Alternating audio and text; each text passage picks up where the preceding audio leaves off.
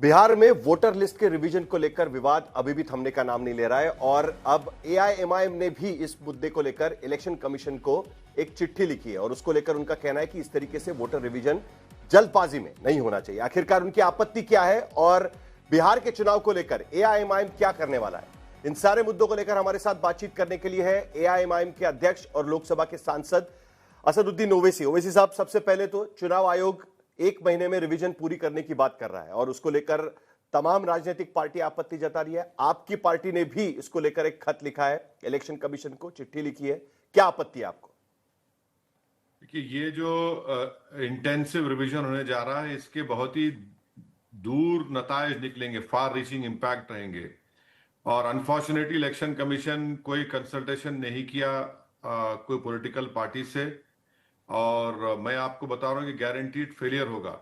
इसलिए कि एक महीने में आप कितने 8 करोड़ लोगों के नाम डालना है आपको। आप 4.96 करोड़ तो नाम इलेक्शन कमीशन बोल रहा है कि 2003 वोटर लिस्ट के आ गए, मगर अभी भी 24 पार्लियामेंट इलेक्शन की वोटर लिस्ट में अगर आप ऐड करेंगे तो करीब 2 करोड़ 80 लाख, और एक महीने में कैसे करेंगे? बीएलओस को कोई ट्रेनिंग नहीं दी गई। दूसरी बात यह है कि जो 2024 के पार्लियामेंट इलेक्शन में जिन्होंने वोट डाला उनके वोट का क्या होगा? आप तो 2 डिफरेंट क्लासेस को क्रिएट कर दिया आपने, और उसमें कोई रीजनेबल जस्टिफिकेशन नहीं है। तो ये प्योरली आर्टिकल 14 का वायलेशन है। तीसरी बात यह है कि आपने डेट्स बताए हैं कि जो वोटर 1 जून 87 से पहले पैदा हुआ उसको सिर्फ अपना बर्थ सर्टिफिकेट देना पड़ेगा। जो उसके बाद और 2/12/2004 के दौरान पैदा हुआ उसका बर्थ सर्टिफिकेट उसकी माँ का या उसके पिता का, और जो 12/2004 के बाद पैदा हुआ उसका बर्थ सर्टिफिकेट अपनी माँ का, अपने पिता का। अब इलेक्शन कमीशन को बात तो मालूम होगी, नहीं है तो बता रहे हैं। बिहार में जो बर्थ रजिस्ट्रेशन रेट है 2004 में 11. 2005 में 16.9, कहां से लाएंगे लोग? कहां से लाके डालेंगे? किसको देंगे? और आप एक महीने में आपका बीएलओस नहीं करेगा। आखिरी बात, बीएलओस को अनब्रिडल्ड पावर्स दे दिया गया। अगर वो 2 से 3 मर्तबा साहिल जोशी असद के घर पे गया और नहीं मिले कोई, तो उसको इख्तियार है को ईआरओ और एआरओ को कहेगा कि ये सस्पेक्टेड फॉरेन नेशनल हो सकता है, और कॉम्पिटेंट अथॉरिटी जो होगी सिटीजनशिप एक्ट में 1955 में उनको इन्फॉर्म करेगा। तो वो एक तो भारत का नागरिक अपने वोट से महरूम हो जाएगा। दूसरा, जब ये नोटिस में जाएगा सिटीजनशिप में एक्ट में 1955 के, तो उसकी जिंदगी, उसका रोजगार, उसका मुतासिर होगा। तो ये हमको समझ में नहीं आ रहा। और साहिल साहब, ये जो डेट्स उन्होंने बताए हैं इसका रैशनल क्या है भाई? रैशनल तो बता दीजिए, क्या रैशनल है? रैशनल नहीं मालूम। अच्छा, कल अगर असद और साहिल इसको लेकर मेरे 2-3 सवाल है, लेकिन पहले जो आप रैशनल की बात कर रहे हैं उसको लेकर हमने इलेक्शन कमीशन से पूछा था और उनका यह कहना है इस मामले को लेकर कि अगर आपको देश का रजिस्टर्ड वोटर होना है तो देश का नागरिक होना सबसे जरूरी है, और जो सिटीजनशिप एक्ट है उसके मुताबिक, जो डेट्स की आप बात कर रहे थे उसी के मुताबिक, जो 1987 के पहले जो कट ऑफ डेट आप बता रहे हैं उसके पहले जो पैदा हुआ है उसको बाय बर्थ सिटीजनशिप मिल जाती है, और जिसके वजह से वो कह रहे हैं कि सिर्फ बर्थ सर्टिफिकेट हम मांग रहे हैं। उसके बाद की जो कट ऑफ डेट है सिटीजनशिप एक्ट के मुताबिक उसको अपने पिता का बर्थ सर्टिफिकेट दिखाना पड़ता है, वो भी सिटीजनशिप एक्ट के तहत है। और 2004 के बाद जो पैदा हुए हैं उनको मां और बाप दोनों का बर्थ सर्टिफिकेट दिखाना पड़ता है। तो वो कह रहे हैं कि वो तो हम सिटीजनशिप एक्ट के तहत जा रहे हैं, तो उसको लेकर क्या आपत्ति होगी? देखिए, जब बिहार में civil registration birth rate certificate का जो परसेंटेज है 2000 में 3.7 था, पूरे देश में 56% है। 2004 में बिहार में रजिस्ट्रेशन ऑफ बर्थ 11.5 था, देश में 60% था। 2005 में 16.9 था, पूरे देश में 62.5 था। आपने तो बर्थ सर्टिफिकेट लुजुम लगा लिया, तो फिर कहां से लाएंगे? और आप जब बात कर रहे हैं सिटीजनशिप एक्ट की, तो फिर 2024 के चुनाव में आपने मुझे वोट डालने क्यों दिया? अब मिसाल के तौर पर साहिल साहब, अगर ये 2025 के विधानसभा के चुनाव में अगर कोई चुनाव, पार्लियामेंट का चुनाव मिसाल के तौर पर कोई हार गया 25,000 वोट से, इस विधानसभा के चुनाव में 25 वोट कम हो जाएंगे, तो आप मुझे राइट दीजिए उस इलेक्शन के रिजल्ट क्वेश्चन करने के लिए। और अगर कोई अपना घर शिफ्ट कर रहा है तो तब भी आप पूछ रहे हैं बर्थ सर्टिफिकेट। घर कोई शिफ्ट कर रहा है, कई लोग शिफ्ट करते हैं भारत में, कितने लोगों के पास अपना जाति घर है बताइए। अगर एड्रेस शिफ्ट कर अपना घर कर रहा है तो आप उससे पूछ रहे हैं कि भाई एडिशनल डिटेल्स और डॉक्यूमेंट्स लेकर आओ। आपने तो एपिक कार्ड दिया, मैं 2024 का चुनाव उसमें वोट डाला हूं, और इलीगल माइग्रेंट्स अगर आप इमिग्रेंट्स है बोल रहे हैं तो भाई कुछ डेटा तो होगा ना, शेयर करिए उसको। अच्छा वो नहीं है तो कम से कम आप कुल मिलाकर हमको आप कह रहे हैं कि कुल मिलाकर आप यह कहने की कोशिश कर रहे हैं कि 2024 में फिर अगर उन लोगों ने वोट डाला है तो उनको राइट टू रिकॉल आपके पास होना चाहिए कि जिनको वोट डाल के जितवाया हुआ है, यही आप कहने की कोशिश कर रहे हैं। लेकिन उसके साथ में सवाल यह भी उठता है कि इसको लेकर, क्योंकि आपने जी जी बोलिए। नहीं, अगर 2024 के पार्लियामेंट इलेक्शन में किसी पार्लियामेंट की सीट पर कोई कैंडिडेट 20,000 वोट से हार गया, अब विधानसभा में जितने आते हैं पार्लियामेंट के, उसमें अगर 20,000 वोट नाम कम हो गए तो जो हारने वाले कैंडिडेट को आप मौका दीजिए ना क्वेश्चन करने का रिजल्ट का। अब ये कैसा लॉजिक है? यही तो एग्जैक्टली कारण नहीं, यही तो कारण चुनाव आयोग कहने की कोशिश कर रहा है। महाराष्ट्र के चुनाव के बाद जिस तरीके से वोटर लिस्ट को लेकर चुनाव आयोग पर सवाल उठाए जा रहे हैं, वही तो कह रहे हैं कि हम साफ करने की कोशिश कर रहे हैं। कल उठ के कोई ये ना कहे कि देखिए इसमें नाम गलत घुसेड़े गए थे जिसके वजह से हमको वोटर लिस्ट साफ करनी पड़ रही है। अच्छा, तो ये मान रहे हैं कि महाराष्ट्र में नाम घुसा दिए गए थे? बोलो ना भाई। भाई जब प्यार किया तो डरना क्या? आप बोल दीजिए कि हाँ महाराष्ट्र में नाम गलत डाले गए थे, लोकसभा के चुनाव में इलीगल माइग्रेंट्स आ चुके थे। आप बोलिए ना, फिर आप बोलते क्यों नहीं? भाई अगर वो गलती करे हैं तो जिम्मेदार तो साहिल साहब और असद साहब तो नहीं है ना, जिम्मेदार तो करने वाले हैं। ये कौन सी बात है कि जो एक्सरसाइज 2003 में हुई थी उसमें विधानसभा के 2 साल थे चुनाव को, लोकसभा का 1 साल था। आप एक ही महीने में कैसा करेंगे? आपका बीएलओ कैसे जाएगा इतने घरों के पास? कहां जाएगा? अभी आप देख लीजिए बिहार में आपका बीएलए भी तो रहेगा, उसके साथ में जो बूथ लेवल एजेंट होगा वो भी तो उसमें होगा राजनीतिक पार्टी का। और दूसरी बात यह भी है कि इसको लेकर बीजेपी और जनता दल यूनाइटेड इसका स्वागत कर रहे हैं जो सत्ता में है, लेकिन जो विपक्ष में बैठे हुए वही कह रहे हैं कि उनको डर लग रहा है कि उनका वोट कम हो जाएगा। अरे सबका वोट कम होगा, इसका मतलब यह है कि क्या उनको मालूम उनका वोटर रहेगा? क्या उनका वोटर उस तारीख से 2004 से पहले पैदा नहीं हुआ क्या उनका वोटर? तो बोल दे उन नौजवानों को कि भाई तुम्हारा हम फिक्र नहीं, हम तो सिर्फ 50 साल के ऊपर के लोगों का वोट लेंगे, 40 साल के लोगों का लेंगे। बट वो तो सपोर्ट कर रहे हैं ना इस बात को, इसीलिए तो सवाल पूछ रहा हूं। बीजेपी सपोर्ट कर रही है इस पूरे रिवीजन को। बीजेपी जो सपोर्ट कर रही है वो बिल्कुल गलत है, क्योंकि 23 अप्रैल 2025 को इलेक्शन कमीशन ने 10 रिकॉग्नाइज पॉलिटिकल पार्टीज के बीएलएस का, माने पॉलिटिकल पार्टी के मेंबर्स का 2 दिन का ट्रेनिंग दिया। तो इस ट्रेनिंग सेशन में क्या एसआईआर का जिक्र था? नहीं था। 26 मई को कमीशन ने बीएलओस का ट्रेनिंग दिया, ईआरओस का ट्रेनिंग दिया, उसमें जिक्र आया कि एसआईआर का। अरे आप अगर पायलट प्रोजेक्ट करना है आपको, जब आप मान रहे हैं कि महाराष्ट्र में गलत नाम इलेक्टोरल लिस्ट में आ गए थे, तो इसका यह मतलब नहीं है कि आप एकदम ही 1 ही महीने में सब करेंगे। आप यूनियन टेरिटरी में करिए, दिल्ली में करिए पायलट बेस पे, किसको इतराज नहीं है। इसमें आप पॉलिटिकल पार्टीज को बुलाते क्यों नहीं? आप लोग बात क्यों नहीं करते? ऑल पार्टी मीटिंग करिए, क्योंकि इसके फार रीचिंग इंपैक्ट होंगे। तो क्या आप बाकी पार्टियों के पास भी जाएंगे, जैसे बीजेपी है या बाकी पार्टीज है? क्योंकि आप कह रहे हैं कि उनको भी तो झटका लगेगा, क्योंकि अब तक तो हमने जब तक इस बारे में बातचीत की है, अभी जो सत्ताधारी पार्टियां वो कह रही है कि हमें तो कोई दिक्कत नहीं है। डर उन लोगों को लग रहा है कि जिनको लगता है कि आप उनका वोट कम हो जाएगा, और खास करके उनको लगता है कि जो मुस्लिम वोट है वो कम होने का डर सता रहा है, तेजस्वी यादव हो या एमआईएम हो या बाकी विपक्षी पार्टियां। नहीं देखिए, हमारा डर किस बुनियाद पर है? क्योंकि इलेक्शन कमीशन ने अपने प्रेस नोट में कहा कि वो 5 रीजंस के लिए ये एसआईआर कर रहे हैं। एक urbanisation, migration, non reporting of deaths, voters का इंक्लूजन है, और फॉरेन इलीगल इमिग्रेंट्स। तो फॉरेन इलीगल इमिग्रेंट 2024 में वोट डाले थे क्या? तो देश को बता दीजिए, देश को बता दीजिए, क्यों नहीं बताएंगे? और ये आप इसको बता इस इलेक्शन कमीशन बताने से, मीटिंग करने से इतना इलेक्शन कमीशन क्यों घबरा रहा है? क्यों घबरा रहा है?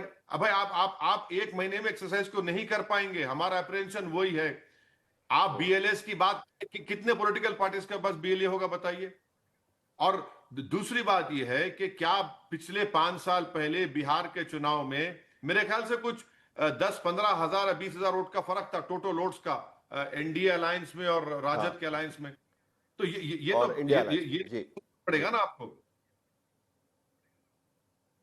और मुझे ये लास्ट दिखाई दे बात रहा है साहिब, कि कई सारे मुद्दे जी। नहीं जी नहीं, जी, बोलिए बोलिए। देखिए, election commission of India supreme court का एक जजमेंट है लाल बाबू हुसैन का 1995 का। हम्म, वो उसके ऊपर हम्म, इसी गलती को देखकर सुप्रीम कोर्ट ने मुंबई में स्पेसिफिकली कह रहा हूं, सुप्रीम कोर्ट ने कहा था कि हम्म, कोई भी ईआरओ अपने पावर्स को मिसयूज नहीं करेगा डिसेंट्रलाइज करने के लिए। और सुप्रीम कोर्ट ने कहा था कि हम्म, पॉसिबिलिटी ऑफ टाइम जो ईआरओ के जजमेंट को अफेक्ट करता है। और और लास्ट बात सुप्रीम कोर्ट ने कहा था consequence of having one's name included in the previous electoral roll. मैंने 2024 में नाम था, ये तो पूरा सुप्रीम कोर्ट के जजमेंट का वायलेशन हो रहा है यहां पर। हम्म। तो क्या एक बार फिर कोर्ट का दरवाजा खटखटाया जाएगा अगर वो वायलेट कर रहे हैं सुप्रीम कोर्ट का जजमेंट आपके कहने के मुताबिक? तो क्या एक बार फिर सुप्रीम कोर्ट जाया जाएगा, क्योंकि आप वैसे भी वक्फ बोर्ड को लेकर, वक्फ कानून को लेकर आप सुप्रीम कोर्ट गए हुए हैं, ये एक और एक मुद्दा आपको मिल जाएगा। सुप्रीम कोर्ट को जाना तो मेरा राइट है। देखिए, आर्टिकल 329 के तहत इलेक्शन कमीशन बोलता है कि हम सुपीरियर बॉडी है। चुनाव के वक्त आप सुपीरियर जी। बॉडी है, अभी तो चुनाव नहीं है ना। अभी तो आप हमको बुलाइए, बात करिए। हम्म, अब जाहिर है, अगर ईसीआई नहीं सुनेगा तो फिर इस पर गौर करेंगे, मगर हम उम्मीद करते हैं कि इलेक्शन कमीशन ये जो एक्सरसाइज करने जा रहा है ये बहुत ही जल्दबाजी में, और इम्पॉसिबल है ये कि एक महीने के अंदर आपका बीएलओ एन्यूमरेटर को लाकर एईआरओ को दे देगा और आप एक महीने के अंदर लिस्ट चढ़ा देंगे, ऑब्जेक्शन है तो दे दीजिए। अरे कैसे कोई देख पाएगा 7 करोड़ 8 करोड़ वोटर्स को? एक और एक इंटरेस्टिंग बात मुझे नजर आ रही है, खास करके बिहार को लेकर, कि कई सारे ऐसे मुद्दे हैं कि जिसको लेकर विपक्षी पार्टियों के साथ में असदुद्दीन ओवैसी के विचार जुड़ रहे हैं। फिर वो इमारतें शरिया ने जो मीटिंग बुलाई थी वक्फ कानून के खिलाफ, वहां पर भी तेजस्वी यादव भी पहुंचे, आप भी वहां पर गए हुए थे। इस मुद्दे को लेकर भी आप जो मुद्दे उठा रहे हैं एग्जैक्टली वही मुद्दे आरजेडी के तरफ से भी उठाए जा रहे हैं। तो कहीं कुछ बातचीत चल रही है क्या? क्योंकि आपके पार्टी के बिहार के अध्यक्ष है, उन्होंने पहले से ही एक प्रस्ताव देके रखा हुआ है कि हम तो आपके साथ में जुड़ना चाहते हैं। कोई बातचीत हुई है इसको लेकर? आप चाहते हैं कि सब लोग साथ में चुनाव लड़े? पहली बात तो यह है कि गांधी मैदान में जो वक्फ एक्ट के खिलाफ पब्लिक मीटिंग हुई थी जिसको इमारत शरिया ने किया था, उन्होंने इन तमाम हम्म, लीडर्स को दावत दी, जिसमें हमारे अध्यक्ष अख्तर इमान साहब भी गए थे। दूसरी बात यह, अख्तर इमान हम्म, साहब ने कोई आरजेडी के कोई 7 या 8 मर्तबा के विधायक है सीनियर, उनसे उन्होंने बातचीत की और उन्होंने सब चीजों को सामने रखा। उन्होंने कहा हम्म, कि हम भी बीजेपी को करना चाहते हैं, आप हमसे बातचीत करिए। तो अब ये नहीं मालूम कि अख्तर ईमान साहब की बातचीत का कितना असर होगा। नहीं होगा तो हम तो अपना चुनाव हम्म, लड़ेंगे, और जब लड़ेंगे तो हम पूरी तैयारी के साथ लड़ रहे हैं।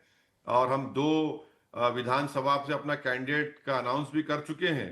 और सीमांचल हो, सीमांचल के हम्म, बाहर हो, हम लड़ाई होगी। अब तो नहीं मालूम कि वो कितना कामयाब होंगे, अब ये उनको सोचना है। क्योंकि चुनाव के बाद फिर आप शुरू हो जाएंगे, नहीं नहीं आपने वोट काट दिया था, आपने वो कर दिया था, वो फुला टीम, ये टीम फुला टीम। तो भाई चुनाव के बाद रोने के बजाय अभी आपके पास टाइम है। आप चाहते हैं तो बात करिए, नहीं चाहते हैं तो हमको कोई इतराज नहीं, हम अपनी पार्टी का फैसला लेके आगे बढ़ेंगे। मगर चुनाव तो हमको बड़ी मजबूती के साथ लड़ना है। और हम सीमांचल की जनता को यह बात याद दिला रहे हैं कि जिन विधायकों को आपने बड़ी उम्मीद के साथ वोट डाला था, उनको उन्होंने चोरी कर लिया, उन हम्म, बेईमानों को। अब आप साहिल साहब हम्म, महाराष्ट्र से अब आते हैं। महाराष्ट्र में जब शिवसेना उद्धव ठाकरे हम्म, की सरकार गिरी, आपने रिपोर्ट किया था एक बड़े हम्म, बड़े नेताओं के, इंडिया अलायंस के, उन्होंने पुकार पुकार कर रहे थे कि ये डेमोक्रेसी का मर्डर है, डे लाइट मर्डर है, चोरी हुई, हम्म, डाका हुआ। यहाँ हम्म, कौन सा पुण्य का काम किया आप, जो हमारे 4 विधायक को लूट कर लेकर गए? और वो गए तो गए, एक काम नहीं कर पाए उन 4 विधानसभा में। तो ये सब चीजें हैं। अब इसके बावजूद भी अख्तर उस्मान साहब ने अपना बड़े दिल का मुजाहरा किया है और उन्होंने लेकिन एक लाजर बात की है। अब देखिए क्या होता है। लेकिन लेकिन नहीं, लेकिन आपने ही मई 2025 में कहा था कि बीजेपी अगर जीत रही है तो वो फेल्योर अपोजिशन है, अपोजिशन का फेल्योर है, विपक्षी पार्टियों का फेल्योर है, क्योंकि विपक्षी पार्टियां उस बिल्कुल तरीके है। से साथ में नहीं आ बिल, पाती। बिल, अब महाराष्ट्र में दो बिल्कुल। ठाकरे बंधु साथ में आ सकते हैं, तो ओवैसी और तेजस्वी यादव साथ में क्यों नहीं आ सकते? आप भी पहल कर सकते हैं, आप अपने अध्यक्ष से पहल करवा रहे हैं, आप सीधे तेजस्वी यादव से भी तो बात कर सकते हैं। देखिए साहिल साहब, हैदराबाद में एक कहावत है, जिसके पेट में दर्द है उसको अजवान खाना चाहिए, समझे ना। आप अपने सर पे ताज रखना चाह रहे, सर पे ताज आप रखना चाह रहे हैं तो कोई ला के रखेगा ना, आप तो खुद पीनिए तो आप बादशाह नहीं बन जाएंगे।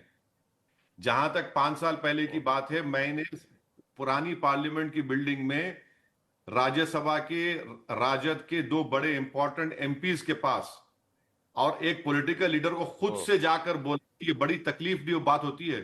मैं जाकर उनसे कहा, भाई आप बात करिए हमारे से, हमको 5 सीट दीजिए सिर्फ सीमांचल में। एक ने मुस्कुरा दिया, बोले हाँ हाँ हंसती। दूसरे ने कहा कि आप चुनाव ही मत लड़िए। हमने कहा भाई 2019 के चुनाव में हमको सीमांचल में अख्तरुल ईमान साहब को 3 लाख के करीब वोट मिले हैं। वो नहीं करे बात, अब फिर कोशिश कर रहे हैं। अब होगा नहीं होगा वो हमको नहीं मालूम, मगर हम तो चुनाव लड़ेंगे। अब बातचीत अगर वो करेंगे, आपको अगर सत्ता में आने का इतना बड़ा शौक है और आपकी बड़ी जिंदगी की ख्वाहिश है कि कुछ भी हो जाओ कि मुझे बनना है मेरे पिता के बाद, तो फिर आप सोच लीजिए। नहीं, लेकिन यह भी तो सवाल उठता है ना कि सरकार के बुलावे पर असदुद्दीन ओवैसी और निशिकांत दुबे एक साथ में दिख सकते हैं डेलीगेशन में, और वहां पर जाकर निशिकांत दुबे सेक्युलर भारत कैसा है वगैरह वो सब कहते हैं, दोनों साथ में दिख सकते हैं। तो यहां पर भी तो तेजस्वी यादव और असदुद्दीन ओवैसी साथ में दिख सकते हैं। क्या अभी भी आप 5 सीटों पर खुश रहेंगे, एडजस्टमेंट कर लेंगे? अगर कल तेजस्वी यादव आपसे बात करते हैं, आपको कोई प्रस्ताव भेजते हैं, तो एडजस्टमेंट करके उनके साथ जाने के लिए तैयार हो जाएंगे आप? क्योंकि देखिए, वक्फ कानून को लेकर भी आप दोनों साथ में खड़े हैं, उसी मुद्दे पर आप दोनों एक ही मुद्दा उठा रहे हैं, इसीलिए पूछ रहा हूं। देखिए साहिल साहब, आप एक सीनियर जर्नलिस्ट है। हम और निशिकांत दुबे जय पांडा की लीडरशिप में गए थे, जिसमें गुलाम नबी आजाद भी थे, श्रृंगला साहब भी थे। तो क्या पार्टी बेसिस पे गए थे, देश के लिए गए थे? बताइए। पार्टी बेसिस कहां था वो? देश के लिए गए थे। देश की बात को उन 5 कंट्रीज में रखने के लिए गए थे, इसमें Bahrain, Kuwait, Saudi Arabia, Algeria शामिल था। तो अब उसमें निशिकांत दुबे से हम आज भी उनको अपोज कर रहे हैं, कल भी करते रहेंगे। उनको अच्छी तरीके से मालूम ये बात कि असदुद्दीन ओवैसी और उनकी आइडियोलॉजी समंदर के 2 किनारे एक हो नहीं सकते। अब रहा सवाल आरजेडी का, तो उनको सोचना चाहिए ना। अगर वो ये समझ रहे हैं कि वो बड़े खुश इत्मीनान में है, तो ठीक है भाई, आपका इत्मीनान आप में है तो ठीक है, हम अपना इत्मीनान देखते हैं, हम अपना काम करेंगे। आखिर में कांवड़ यात्रा को लेकर एक बार फिर कंट्रोवर्सी हो गई है। एक बार फिर वहां पर शॉपकीपर्स को, दुकानदारों को कहा जा रहा है कि आप अपनी नेम प्लेट वहां पर लगाइए। एक बार फिर नाम देख के लोग खरीदेंगे कि यहां से खरीदना है कि नहीं खरीदना है। तमाम कोशिशें आपने भी कर ली, अलग तरीके से हमको माहौल लगा था डेलीगेशन भेजने के बाद। भले वो देश के लिए गए थे, मैं मानता हूं, लेकिन फिर भी एक अलग माहौल देश में होगा, ऐसी उम्मीद की जा रही थी। लेकिन फिर भी कांवड़ यात्रा के समय एक बार फिर नेम प्लेट लगाने की बात हो जाती है। देखिए, माहौल जो सत्ता में है दिल्ली में और यूपी में, वो माहौल खराब कर रहे हैं। और हम किसी प्रधानमंत्री या बीजेपी के नेता के लिए नहीं गए थे, वतन अजीज की मोहब्बत में गए थे। अब ये जो नाम पूछा जा रहा है, ये तो सुप्रीम कोर्ट के पिछले साल के फैसले का वायलेशन है। ये लोग कंटेम्प्ट में आएंगे। और ये विजिलेंसीज होते कौन है भाई? इनको कौन पैदा कर रहा है? इनको कौन ग्लूकोज दे रहा है? इनको कौन पॉलिटिकल वायग्रा देकर मरद बना रहा है इन लोगों को? और ये जाकर किसी की दुकान पर कैसे पूछ सकते हैं क्या आधार कार्ड दिखाओ? अरे आधार कार्ड दिखाने का हक तो सरकार को भी नहीं है पूछने का। और जब तक कोई गवर्नमेंट की स्कीम ना हो, आप उसके बाद आप बोलते हैं कि पैंट खोलो। क्या है ये? क्या गंदगी है ये? तो यूपी की बीजेपी की सरकार इसकी जिम्मेदार है। वो इन लोगों को इनकरेजमेंट कर रही है, उनकी तायीद कर रही है। आप, पुलिस ने नोटिस जरूर दी है, आप इन पे एक्शन लीजिए, इनको बुलडोजर दिखाइए। नहीं दिखाएंगे आप बुलडोजर, तो सिर्फ मुसलमान पे चलेगा, दलित पे चलेगा। ठीक है, बहुत बहुत शुक्रिया असदुद्दीन ओवैसी जी, आपने हमसे बात की इसके लिए। और